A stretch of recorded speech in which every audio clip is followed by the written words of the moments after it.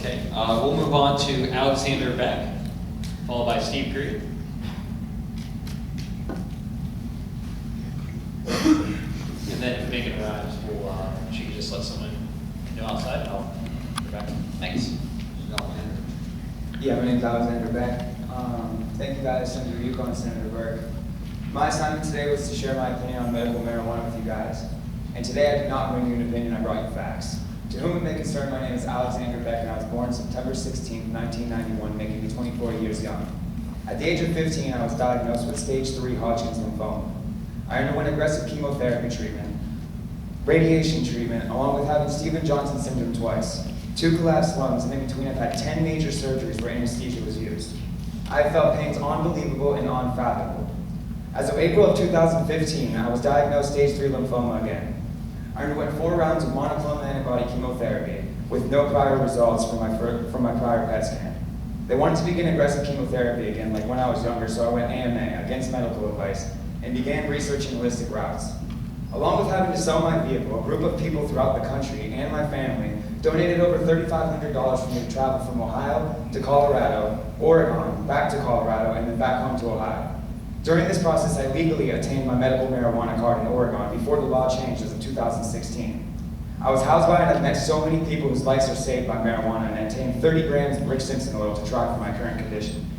I have so many different aspects from my trials that I can speak on for why marijuana should be legalized for medicinal purposes that I don't know where to begin. From calming me down better than the ADHD medicine to making me happy, I haven't gone over 160 pounds since being re-diagnosed. Before, my normal weight was 185 pounds. Since marijuana, I have an appetite again. It helps the pain, it helps the headaches, and it helps the depression. And most of all, it helps the facts that I'm dying whether sooner or later, which that in itself is enough in my book. Now I'm back in Ohio where my family, friends, and loved ones are, and I'm denied access to this planet that has helped me so much. Why? I'm a living testimony, my word, may God strike me where I stand, that marijuana helps me and others medicinally, as well as has the potential to help millions more. This is the beginning for Ohio to gain tax revenue on marijuana anyways. Why are we denying citizens a chance to make money? We can grow, trade, and market like the other 23 states with medicinal, and numerous polls have shown up to 86% want medicinal, with 51% for recreational. This is a chance to help people like me who are living in pain and just want medicine. A chance to help the children that I've witnessed while lying in the hospital of Rainbow's Babies and Children Cancer Ward.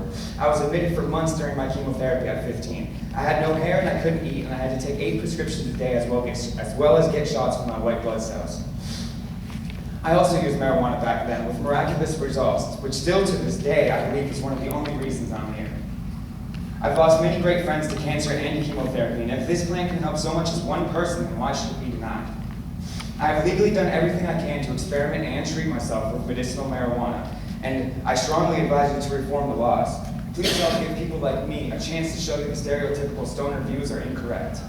On my journey to get this medicine this past November, I was stuck in a 100 plus mile an hour windstorm where people were killed.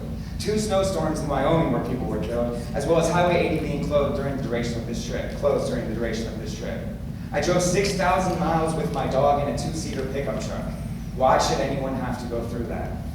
Please heed my words and the cries of thousands of families who don't even know what help they can be getting yet. I would like to say one last thing in closing. Issue 3 was a monopoly, and I strongly feel after we the people voiced that we wanted medicinal on the ballot, yet it was denied 5 times to leave our only option to make private investors filthy rich was ridiculous. I would sincerely like to thank you guys. And now, one last thing, Senator Burke, I heard you mention Charlotte's Web. I have personally tried Charlotte's Web, and it has a very low THC. Now, for me, patients like me, that does not help us, like with cancer when we're suffering in pain. For people with epilepsy, it's great. It has super high CBD, just like ACDC.